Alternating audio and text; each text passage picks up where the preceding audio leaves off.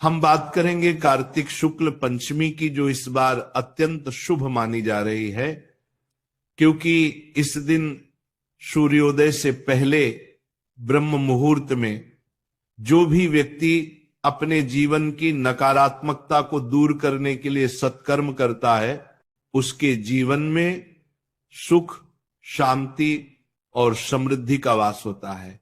भाइयों बहनों, सुबह 3:48 से पंचमी तिथि प्रारंभ होगी और यही वह समय है जब प्रकृति की शक्तियां जागृत होती हैं।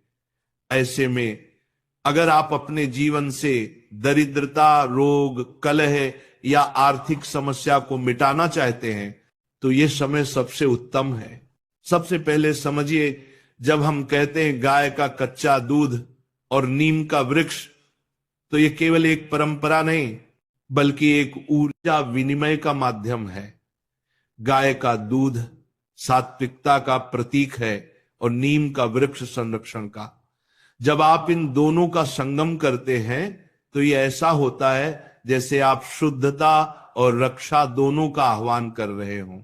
तो इस दिन प्रातःकाल ब्रह्म मुहूर्त में बिना किसी से बात किए शुद्ध स्नान करके साफ वस्त्र धारण करें।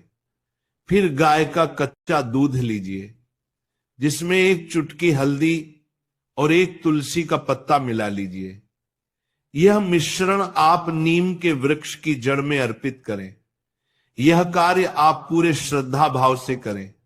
जब दूध चढ़ाएं, मन में एक ही भाव रखें, हे प्रभु, मेरे जीवन की दरिद्रता मिटा दो, मेरे घर में सुख और शांति का प्रकाश फैला दो। कहते हैं इस क्रिया के बाद यदि व्यक्ति 5 बार व्रत नमो भगवते वासुदेवाय का जाप करे तो देवता प्रसन्न होते हैं और घर में लक्ष्मी स्थायी रूप से वास करती है। कार्तिक शुक्ल पंचमी पर एक और विशेष विधान बताया गया है।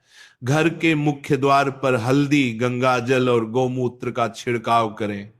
इससे घर की नकारात्मकता दूर होती है और देवता घर में प्रवेश करते हैं। जो व्यक्ति इस दिन प्रातःकाल सूर्य को जल अर्पित करता है उसे भी अतुलनीय फल प्राप्त होते हैं। जल में थोड़ी सी लाल फूल की पंखुड़ियां, गुड़ और चावल डालकर सूर्य देव को अर्पित करें और कहें, हे आदित्य देव, मेरे जीवन के अंधकार को मिटा दो, मेरे कर्मों में प्रकाश भर दो। अब सुनिए कुछ गुप्त लेकिन अत्यंत प्रभावी उपाय। अगर घर में लंबे समय से धन नहीं टिकता तो इस दिन काली गौ को हरी घास और गुड़ खिलाएं। अगर घर में लगातार रोग या क्लेश है तो एक मिट्टी का दीपक लेकर उसमें सरसों का तेल डालकर नीम के नीचे जलाएं। अगर जीवन में कोई कार्य बार बार रुक जाता है तो भगवान विष्णु के समक्ष तुलसी पत्र अर्पित करें और कहें, मुझे अपने शरण में रखो, मेरे हर मार्ग में सफलता दो। भाइयों बहनों, कार्तिक का महीना स्वयं में पवित्रता का प्रतीक है। इस महीने के हर कर्म, हर सोच, हर भावना का फल कई गुना बढ़ जाता है। इसलिए इस तिथि पर केवल कर्म ही नहीं, भाव भी शुद्ध रखिए। कभी किसी से झूठ न बोलें, किसी को धोखा न दें और विशेष रूप से इस दिन किसी को अपशब्द न कहें, क्योंकि इस दिन निकले हुए शब्द उसी प्रकार फल देते हैं जैसे बीज अंकुरित होते हैं। अगर आप सच्चे मन से लक्ष्मी की कृपा चाहते हैं तो केवल धन के लिए नहीं, सेवा और सच्चाई के लिए मां लक्ष्मी को पुकारिए। याद रखिए, धन केवल पैसा नहीं होता, धन वो है जो मन की प्रसन्नता, घर की शांति और परिवार की एकता में बसता है। इस दिन एक और अत्यंत शुभ उपाय है।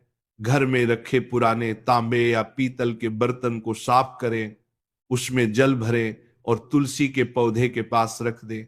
जब सूर्य उदय हो जाए तब वह जल तुलसी को अर्पित करें।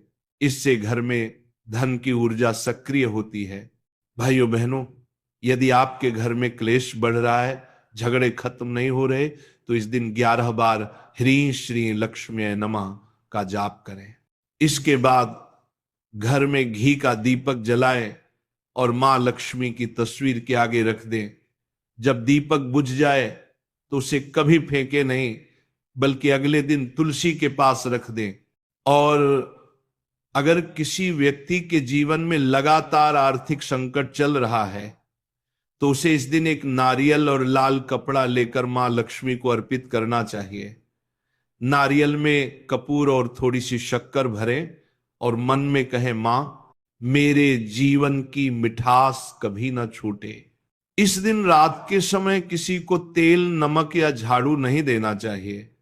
ये तीनों वस्तुएं लक्ष्मी को प्रिय नहीं होती, और जो इन्हें देता है उसके घर से लक्ष्मी की ऊर्जा दूर हो जाती है। कार्तिक शुक्ल पंचमी पर खाना बहुत सादा और सात्विक होना चाहिए। फल, दूध, चावल और मूंग की दाल का भोग लगाना शुभ होता है। भोजन के बाद घर के सभी सदस्यों को तुलसी के पत्ते के साथ गंगाजल देना चाहिए। और सबसे महत्वपूर्ण, इस दिन मन में क्रोध, लोभ या ईर्ष्या न रखें, क्योंकि जब तक मन में नकारात्मकता रहेगी तब तक लक्ष्मी का वास नहीं होगा। अब बात करते हैं आध्यात्मिक दृष्टि से।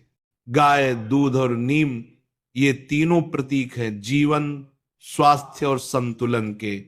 गाय हमारी माता है, उसका दूध जीवन की अमृत धारा है। नीम वह वृक्ष है जो हमारे वातावरण को शुद्ध करता है।